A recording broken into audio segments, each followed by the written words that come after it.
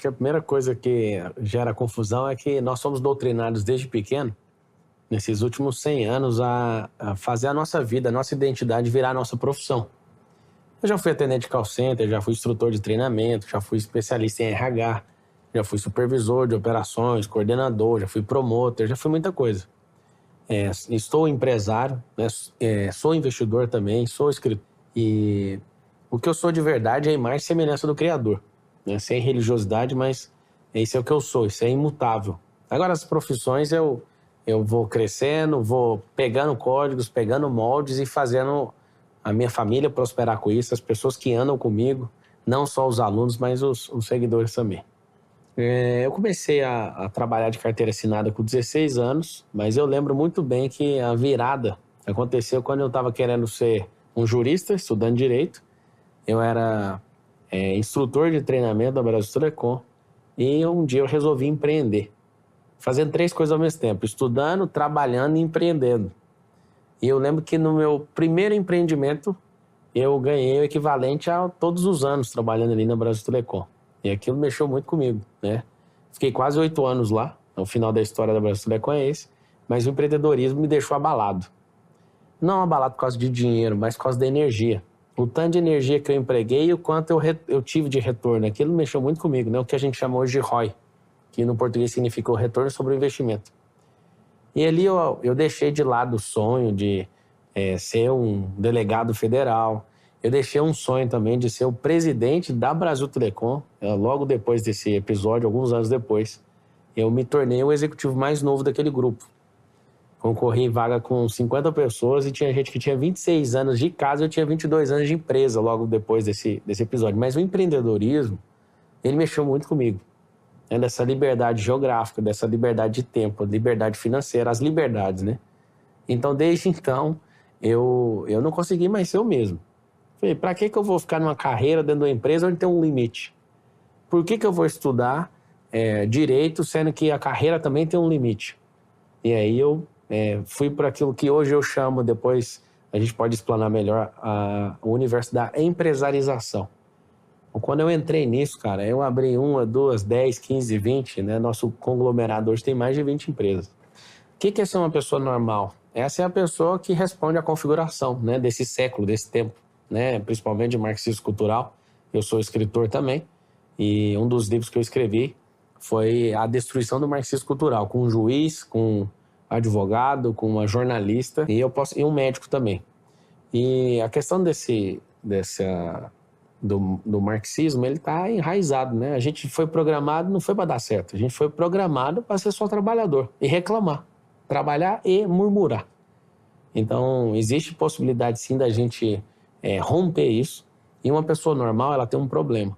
A pessoa normal, ela depende da opinião dos outros, ela depende da aprovação das pessoas, ela fica mega chateada com coisas triviais, mas quando a pessoa reconfigura a mente dela, ela já não é mais normal, né? Então, o normal é forçar todos os diferentes a serem iguais. Isso é uma completa mentira.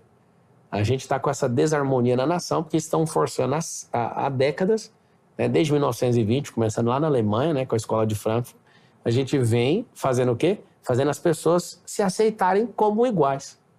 E a única coisa que eu tenho certeza, a única coisa, né, nessa relação toda do marxismo é que todos nós somos diferentes. E é por isso que a gente... se a gente quiser crescer como nação, a gente vai ter que aceitar isso, né? A gente não tem que engolir a igualdade. Igualdade não existe. Nem na própria lei existe isso. Então, para ser normal, é só aceitar essa configuração, né, desse século. Agora, você quer ser anormal, você vai ser perseguido, né? No Brasil, por exemplo, os normais criminalizam o sucesso. Os normais criminalizam a prosperidade. Os anormais não. Os anormais, eles não se importam com isso. Você quer ser para baixo, você quer ser para cima, você quer ser de esquerda, você quer ser de direita, isso é problema seu. Acho que o Brasil está dividido, todo reino dividido não prospera. Eu vejo de verdade que até 2032 o Brasil pode se tornar a nação mais próspera da Terra. Só falta um único elemento da riqueza que o país tem, que não foi ativado, é a mentalidade do povo. 3 coisas são suficientes para nós alcançarmos nessa próxima década o topo mundial, né, de economia, de educação, de infraestrutura. 3 coisas. Mentalidade é a primeira, a segunda é virtualização e a terceira é a empresarização, ou seja, educar a nação inteira não só para ser empregado, mas para ser empreendedor e também para a gente ser investidor. Isso tudo tem que passar por uma reestruturação emocional do país, que é a empresarização. Interessante que aquilo que a gente aprende a não gostar de alguém que não é da nossa filosofia faz o nosso cérebro travar o aprendizado. A gente não gosta de aprender com quem a gente não concorda. E aí, quando alguém tem inteligência emocional, quando alguém está preocupado com algo maior, com edificação, ele pega a parte boa e a parte ruim. A gente tem que aprender a parte ruim para não executar e tem que pegar a parte boa para colocar em prática e testar, né, para sentir a viabilidade disso.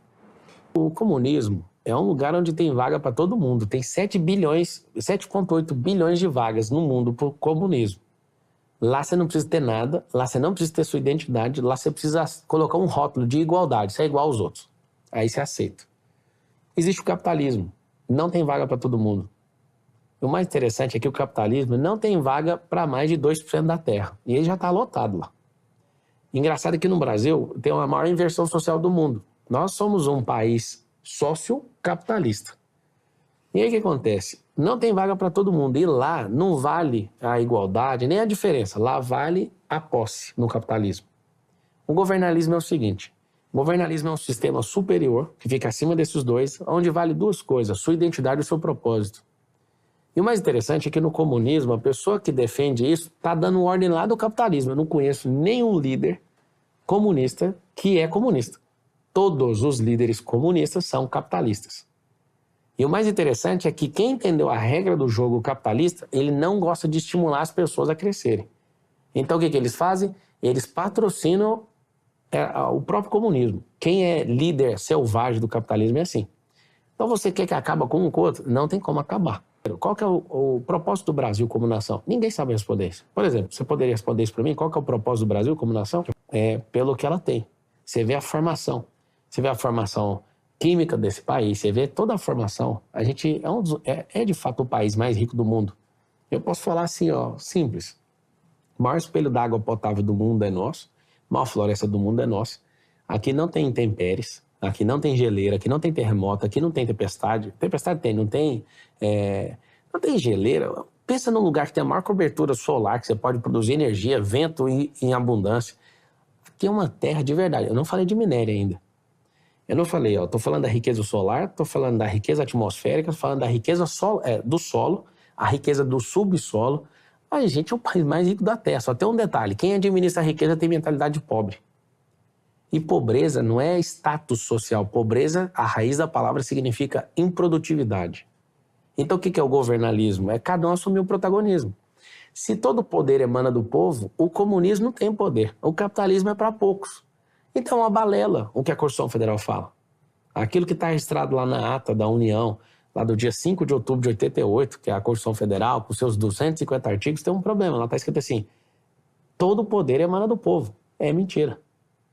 Se não formos governalistas, se nós não assumirmos, aí aonde começa o governalismo? No autogoverno. É quando eu consigo liderar a mim mesmo, é o primeiro passo. Segundo passo, eu lidero a minha casa, eu lidero a minha família, e para quem quer entender o que é uma nação e não um país é um registro. Agora, uma nação é um ajuntamento de famílias. E essas famílias se unem num único propósito. O governo é um tomador de imposto, ele não é um gerador de receita. Quem gera receita é quem é governalista, quem é protagonista. Só que o cara só abriu empresa, ele não é. Um governalista, ele não quer sugar a alma de uma pessoa, ele quer estimular as pessoas que trabalham para ele para também continuar prosperando. E eu, nesses últimos anos, nunca contratei um colaborador para pegar plano de carreira dentro de empresa nenhuma minha. Meu estímulo é, se você entrou aqui é para você prosperar. Tem até um alvo, se um ano você não prosperar, não crescer, não quiser abrir seu próprio negócio, eu peço para você, eu mando lá para a Oi. Eu já trabalhei na Oi, só que o Oi é o Oi da rua, por quê?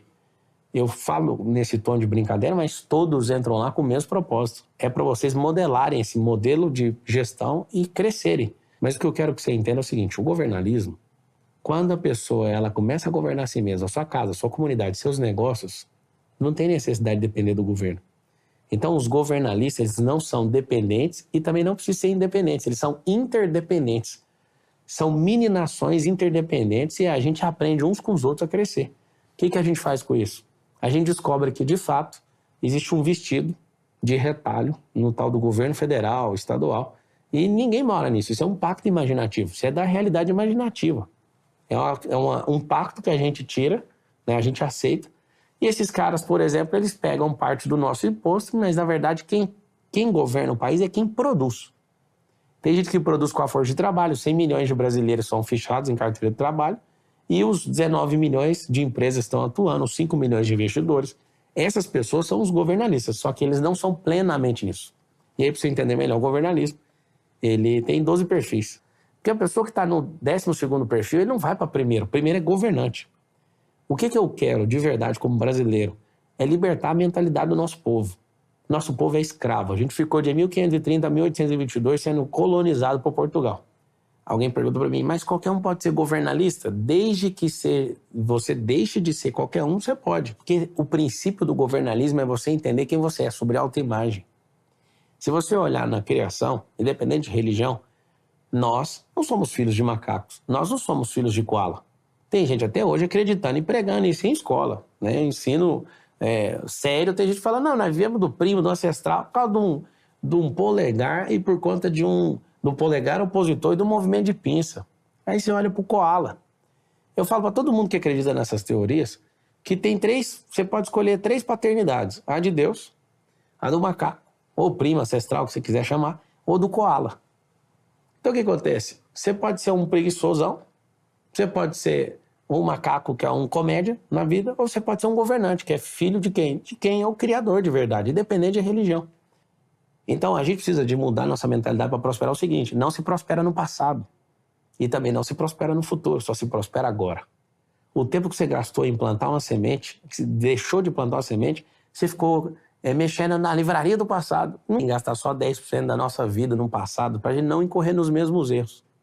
A gente tem que gastar 20% com planejamento e 70% com agora. Você me perguntou como é que faz para destravar a prosperidade. Sim. Para de cuidar da vida dos outros. Por que a gente vive na pobreza? Porque a gente não entende quem Deus é. A gente não entende o que é a terra e a riqueza que ela carrega. E a gente não sabe a riqueza que nós somos nas mãos dele. Imagina, se você cola essas 3 coisas, quem Deus é, a terra que ele fez e quem nós somos. Aonde que tem pobreza nisso?